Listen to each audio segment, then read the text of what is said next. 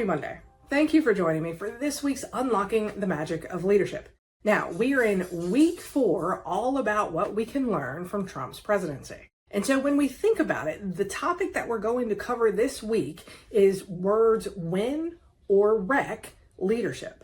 So understanding the impact of your words as a leader and knowing when and how to say things. So the very first thing that we're going to talk about is thinking before we speak. So I know I struggled a lot with this when I first went to Walt Disney World, to the point that one of my mentors required me to send her any email that if I was a little frustrated, I had to send that email to her before I could send it out to anybody else, because she knew I didn't always think before I spoke.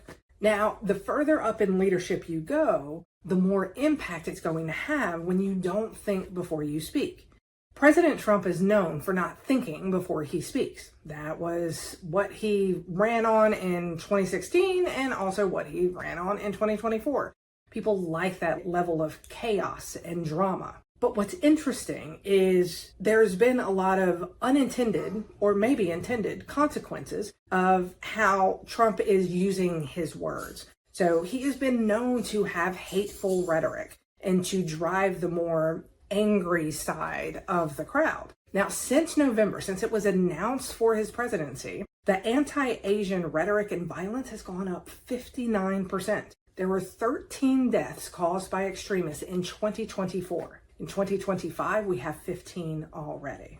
And then finally, when we think about how all of this is happening and the challenge that it goes, we have higher rates of suicide within LGBTQ, higher rates of violence against LGBTQ, Jewish, Asian, Black people. So thinking about our words and understanding that our words will let people know what is and is not okay. And there's been a lot of things that Trump has made okay that wasn't okay before. And so when we're thinking through that, take a beat before you make statements. You don't have to say everything that's on your mind. You can pull back and understand how your words may cause physical and mental damage depending on what your followers see and how they respond to that. Now, another flip side to this is our second tip. We want to balance honesty with responsibility. I'm a huge fan of transparency, authenticity, and honesty when they're not used as a weapon. When I would go into organizations, it was always a bit of a red flag where I would have somebody say, well, you want me to be honest? That's what I'm doing. If they can't handle the truth, that's not my problem.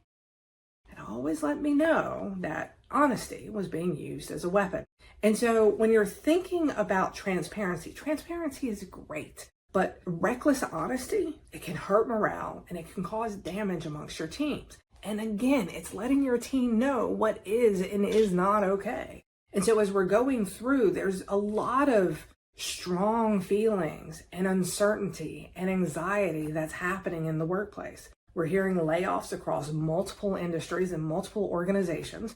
Funding has been cut for those industries and organizations that work with government, which is causing layoffs. I know me personally, I've lost quite a few events because of the changes and shifts that are happening. Organizations are saying, we don't know what's going to happen. We're just going to put everything on hold. And that's not even counting my colleagues that are diversity, equity, and inclusion speakers. They lost a lot of business. And so when we're thinking through this, it's how can we be aware of this anxiety and uncertainty and frustration that's happening within the organization and create a space where people can share honestly and with transparency and authenticity what that means for them, while doing it in a way that doesn't damage morale and break trust. And as a leader, you may be experiencing some of this. You may be a part of some of the marginalized communities that have been impacted. So you may be experiencing this on a very deep level for you as well. And so thinking through, we can balance honesty with responsibility and not use it as a weapon.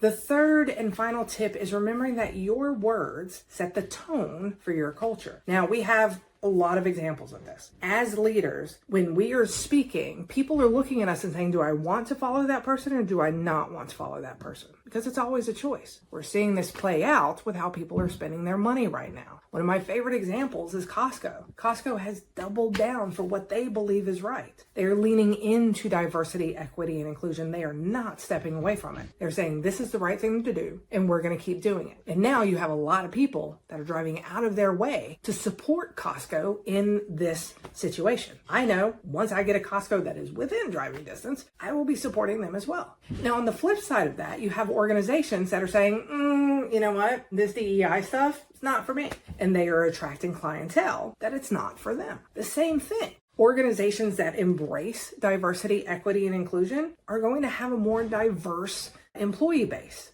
because they will attract employees that are saying, okay, this is the place that I want to be. So with that, they're going to have more innovation, more creativity. There's big financial impacts to having a diverse, equitable, and inclusive environment. Now, organizations that do not embrace that, that's going to show as well. They're going to have a lot of employees that look, think, and act alike. And what that means is there's going to be a decrease in innovation and creativity and all of the benefits that comes with having a diverse workforce. As leaders, when we say, I do believe in this or I don't believe in this, we're telling our employees where we stand, and they're deciding, do I believe like you or do I not believe like you? And if I don't believe like you, am I going to find a place that I do believe? And so understanding that your words set the tone for culture. And when you think about it, do you want a culture that is inviting and where people want to work there? They want to give you their productivity. They want to give you their time. They want to give you their energy. Or do you want a culture that's based on fear, where people are doing it because they have to?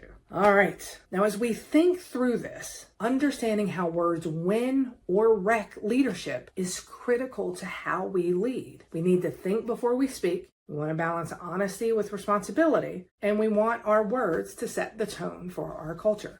Now, I hope that you have enjoyed this series. We're going to have one more video coming next week that's going to do a little bit of a summary and just some thoughts. So have an absolutely amazing week. I know that times are challenging. And so love, pixie dust, hugs, all of the things. Just remember that you're not alone. You have a lot of people that are fighting the good fight, standing up and doing the things that still need to be done. If you ever need an ear, I'm here. Have an amazing week, and don't forget, we got this. I'll see you next week.